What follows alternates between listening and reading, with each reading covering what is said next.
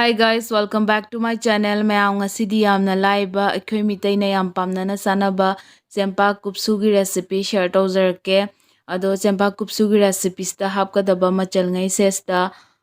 sing ngari awa fadigom tilhau fadigom aduga sida morok masinga aduga sida namgadaba changda thum lawjare. Ahambada chempak se hana ngauthoni khang asabada khang sahale hojiksta high flame da maikhu so hore khang sta hojiksiga chempak se hapsalani aduga khabayamana ola olaga chempak se kendribo ngorani aduga hojik mai se ai low medium flame da thamme ado sumai tawraga chempak se ngorani machu di high fat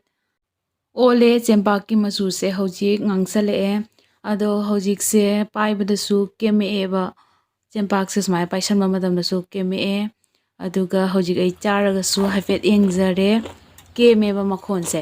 yam sa tum taramani chempak saibe makhon se keme hojik ase phajana ngai hatang ngaurani aduga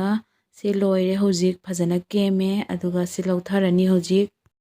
chempak se minute taruk taren ngaujare aduga hojik khangsta amuk ngari si muk sahalani phajana ado mayam ngari se aina lauri se 11 khakne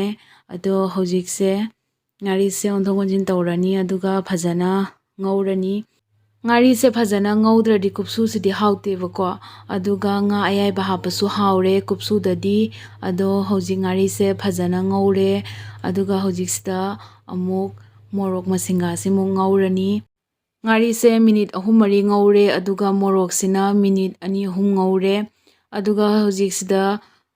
toksu da hapsalani ngari se sing adegi awa fadigom morok adegi tilhau duga thum hapani namgadabai changda khara hapkhrani sida aduga si hojik thum se hapaga si hana phajana sugairani ado mayamdi kamaina kupsu tawraga chage khangde aigi se sumaina chaye khoidi ado mayamda su share tawjarakpane ado hojik si se phajana kupna surani phajana kupna suba loire hojik asise amuk mathang mathang utjarake hojik grinder siga chempak se nga inghalle aduga hapsalle sida oina taani aduga sida ngasaigi morok ke kak sujagibodo si hapsalle aduga muk chempak khara muk hapsalani sida aduga sida muk morok khara hapsalani aduga muk ngasaigi fadigom do hapsalani thum khara namoy aduna sida sigamuk thum khara chaijarani aduga si grind tawrani grind tawbase chempak to ngasai ngaujakhibado loina amuktang da punna tawroi khaibok khaibok tawraga tawrani aduga muk punsandoine amuktang da phajana loina chamanana tawradi yambanina kupsu do kuphanbada nungairoi aduna khaibok khaibok tawraga kupsu se smaina kuphalle aduga aina yamna kupsu se su yamna kuphandre khara pauna thamme kupsu se ahabi ane su hainei ado chabada yamna powder du maina yamna kupagadi muk hai haina ahabi su kauna ba male ado isu khangde ahabi ane hainei aduga yamna kuphalaga su chabada aidi pamdabagi aduna se kitang pauna thamme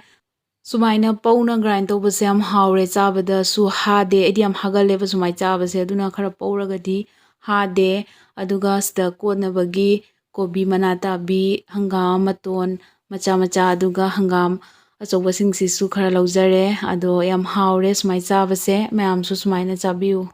aduga igi video se pambiragadi like share subscribe comment tawiramo mathangda no recipe video thanga charake ngasigi loisanjarage